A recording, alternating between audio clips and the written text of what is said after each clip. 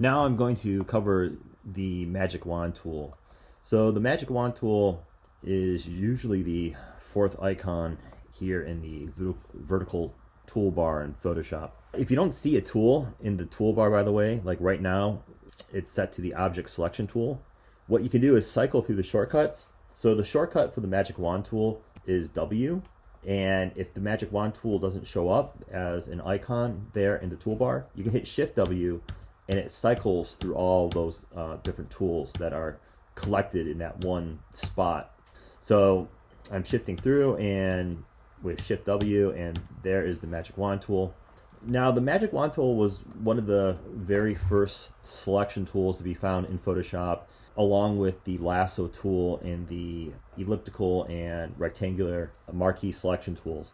So this was a very common tool to use to basically grab selections based off of a range of colors.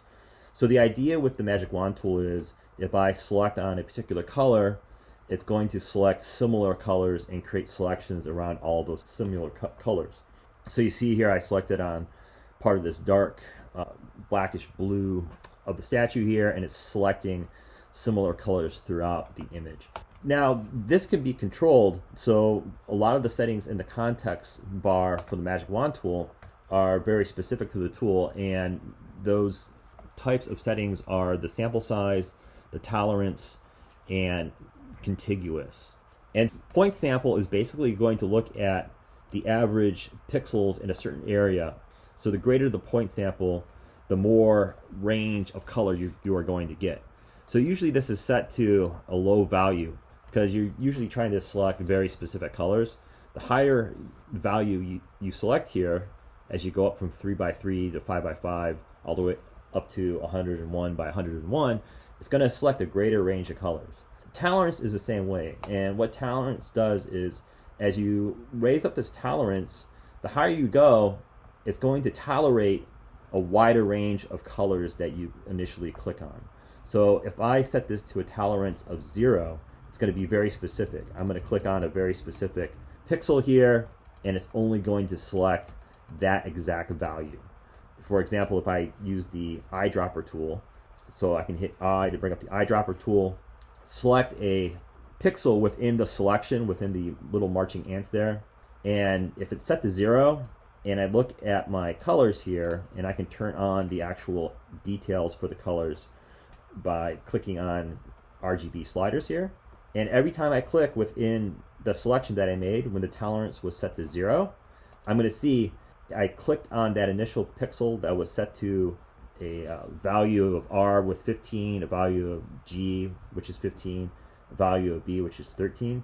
So the tolerance of 0 is very specific. It's only selecting pixels with that value.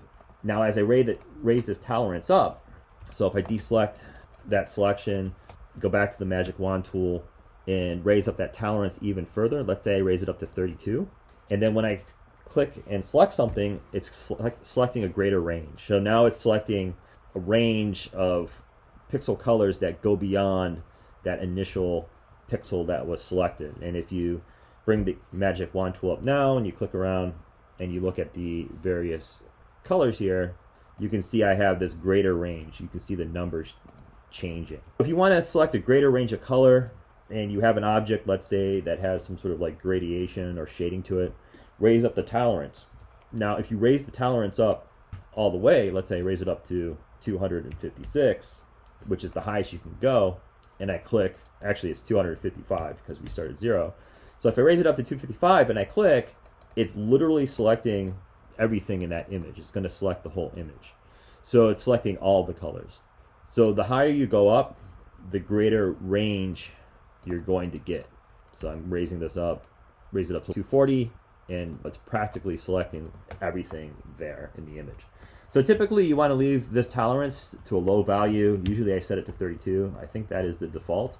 The other thing you want to select as well is if you are only selecting certain objects in the scene, you want to turn on contiguous. What that means is when I turn on this contiguous option here, it's only selecting the pixels that are next to each other. So let's say I want to select a statue, I turn on contiguous. I also want to turn on aliasing too, because that gives you a smoother edge.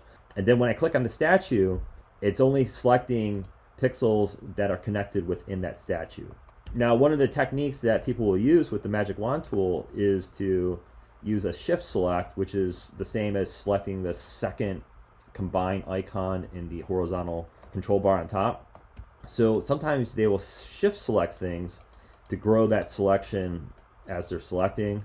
So that's something that can be done, but typically the best time to use the Magic Wand tool is when you're dealing with a solid area of color and you just want to select that solid area of color. Basically, the Magic Wand tool is a great way to get quick selections, but unless you are really putting in tolerance values that reflect the range of colors that you want, it's hard to get a precise selection. So that's one of the challenges with the Magic Wand tool.